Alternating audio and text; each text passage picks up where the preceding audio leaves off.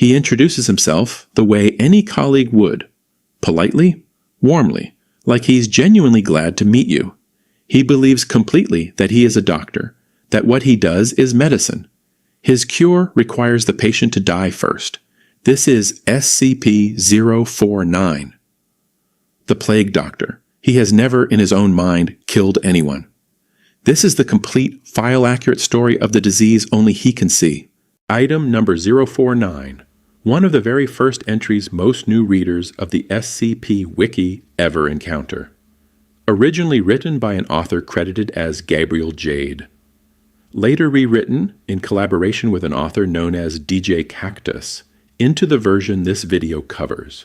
The file lists its object class as Euclid, not fully understood, not always predictable.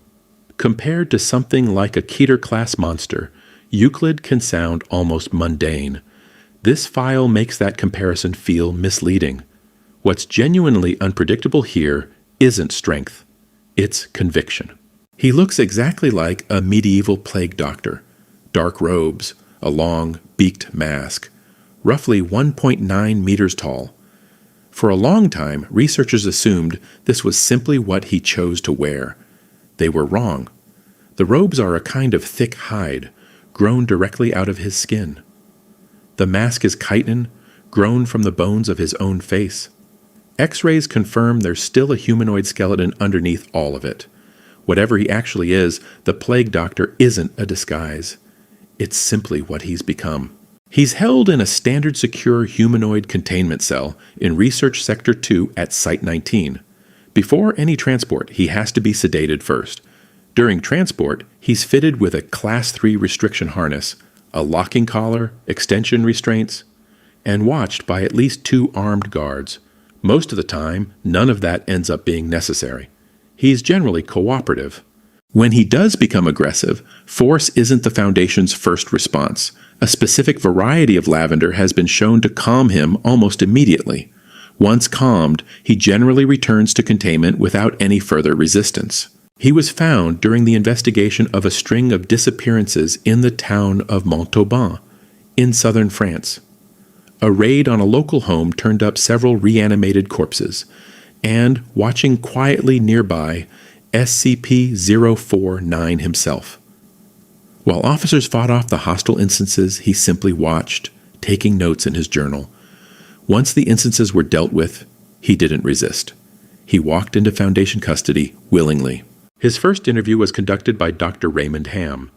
He spoke French at first, then switched smoothly to English, calling it the King's Tongue. He was delighted to learn Hamm was a doctor too. A fellow man of science, in his own words. He remarked, almost approvingly, that the lab was clean. Very little trace, he said, of the pestilence. Everything he does comes back to one thing. A disease he calls the pestilence. He describes it as the Great Dying, a scourge that has already claimed countless lives, with more to come unless a perfect cure is found. When asked directly if he means the bubonic plague, he says he doesn't know what that is. No Foundation researcher has ever been able to identify, measure, or verify the pestilence exists at all. He insists it's everywhere outside the walls of any clean, controlled room. Nobody else can see it. He's certain he can. When he decides someone is afflicted, he moves quickly, far more quickly than his calm manner suggests. A single touch is enough. Every biological function in the body simply stops. Nobody has ever determined how. Every autopsy conducted on his victims has come back inconclusive. Immediately after, he shows something like regret, frustration that the kill did little to actually stop the pestilence. Then he opens his bag and begins to operate. That bag is larger on the inside than it has any right to be. He's been seen pulling out objects bigger than the bag itself. The surgery that follows doesn't always succeed. When it does, something gets up that wasn't alive a few minutes earlier. The Foundation designates the result, SCP-049-2, reanimated, ambulatory. Nothing like the person who died. No memories, no personality, just basic motor function and reflex. Mostly it stays still. Provoke it or direct it, and that changes fast. He calls every one of them cured. After every procedure, He documents his findings in a thick leather journal kept inside the same bottomless bag. He genuinely wants to share what he's learned. He offers repeatedly to walk researchers through his notes. There's just one problem. The journal isn't written in any known language. Every attempt by Foundation linguists and codebreakers to decipher it has failed completely. Every 2 weeks, under the original procedures, he was provided the corpse of a large animal to study. A goat corpse, on one occasion, resulted in a successful reanimation. He seemed genuinely pleased, describing his technique as still developing. An orangutan corpse interested him far more, given how close its anatomy runs to a human's. He reanimated it and failed to keep it stable 4 separate times. On the 5th attempt, he gave up entirely. He handed the corpse over for incineration himself, calling the whole exercise a valuable lesson despite the repeated failure. One of the most detailed logs on file involves a bovine corpse, and a request most researchers didn't expect. He asked for dinner while he worked. Crackers, salted pork, hard cheese. He doesn't need to eat. He said as much himself. He simply finds that it helps put him in the right frame of mind to operate. He began by embalming the corpse, then introduced several dark fluids he called the essences of the humors. His theory, the pestilence disrupts the body's balance.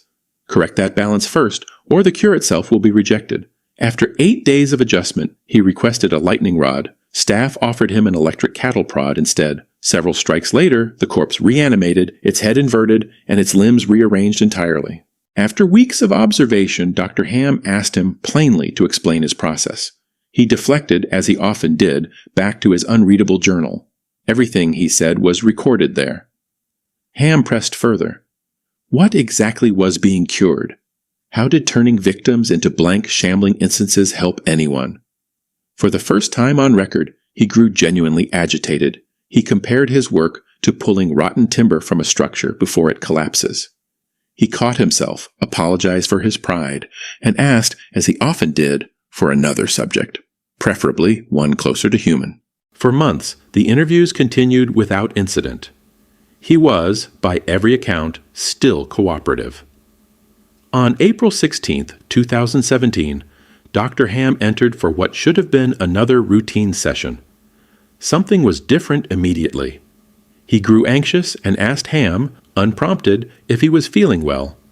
Hamm, following protocol, insisted the interview proceed as scheduled. What happened next took only a moment. Hamm did not survive it. A lapse in the emergency protocol meant nobody found him for 3 hours. By then, the surgery was already finished. Dr. Theron Sherman conducted the interview that followed. He demanded an explanation. At first, there was only silence. Then, a response that offered no real explanation at all. When Sherman accused him of killing and butchering a colleague, he objected immediately. Not dead, he insisted. Cured. Sherman pressed on what exactly had changed. Hamm had been healthy, a good doctor. What pestilence could possibly justify this? He couldn't give one. What came out instead was closer to desperation than explanation. Sherman ended the interview and revoked every privilege SCP-049 had earned up to that point. SCP-049 kept talking after the microphone was cut, insisting he alone could save everyone, that he was, himself, the cure.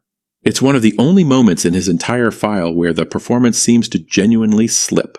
3 weeks after the incident, a final interview closed out the investigation. Dr. Elijah Itkin conducted it. He'd spent those 3 weeks compiling notes. A new theory, he said, for how the pestilence had slipped past him so completely that day. Asked if he felt any remorse, he offered only a small, dismissive gesture. Regrettable, he said, but necessary. He concluded that dead flesh had taught him everything it could. His cure, he said, needed living subjects now. Most Foundation monsters are frightening because of what they can do. This one is frightening because of what he believes. Every kill, every failed reanimation, every reanimated husk shambling in his wake, in his own mind, every one of them is progress. He was asked, at the very end of one interview, whether he expected to be disappointed. His answer was a quiet, confident laugh. Nobody has ever proven the pestilence exists. He has never once needed anyone else to believe it does. A doctor's bag, an unreadable journal, and a cure that has never once actually cured anyone. That's SCP-049. The Plague Doctor. All information in this video comes directly from scp-wiki.wiki.com/scp-049, originally by Gabriel Jade, rewritten by DJ Cactus and Gabriel Jade. The SCP Foundation is a collaborative fiction project. This page is shared under Creative Commons. The full file, including every interview covered here, is free to read at scpwiki.com. Next week on Shroudex, explain, subscribe so you don't miss it.